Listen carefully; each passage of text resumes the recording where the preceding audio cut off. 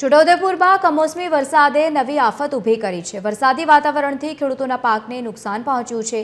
ડાંગર, કપાસ સહિતના પાકને નુકસાન પહોંચતા ખેડૂતો હવે હેરાન પરેશાન થયા છે। ઉલ્લેખનીય છે કે ખેતરમાં રહેલો ડાંગરનો પાક વરસાદી પાણીથી પલળી ગયો છે અને જેના કારણે ભારે નુકસાન સહન કરવાનું વારો આવ્યો છે। હાલ તો ખેડૂતો સરકાર પાસે પાક નુકસાનીની વળતરની માંગણી કરી રહ્યા છે। આ વહેલી સવારે 8ની આજુબાજુ વરસાદ પડ્યો।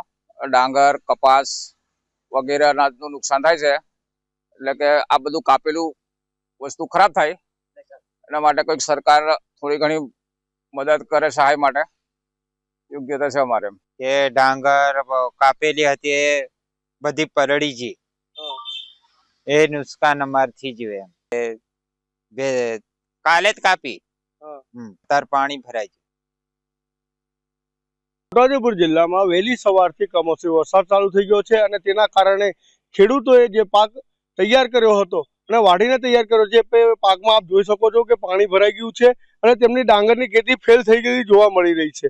આપ જોઈ શકો છો કે આની અંદર પાણી લાગી જતા તે પાક ખરાબ થઈ ગયો છે અને તેના કારણે તેમને મોટું નુકસાન થવાની ભીતિ સેવાઈ રહી છે।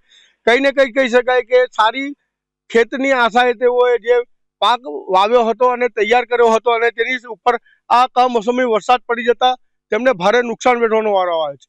કંઈ ને કંઈ ખેડૂતો કહી રહ્યા છે કે સરકાર તરફથી અમને થોડી ઘણી કઈ રાહત મળે, જે નુકસાન થયું છે તેમાં ભરપાઈ થઈ શકે। અજય જાની, TV13 ગુજરાતી, છોટાઉદેપુર।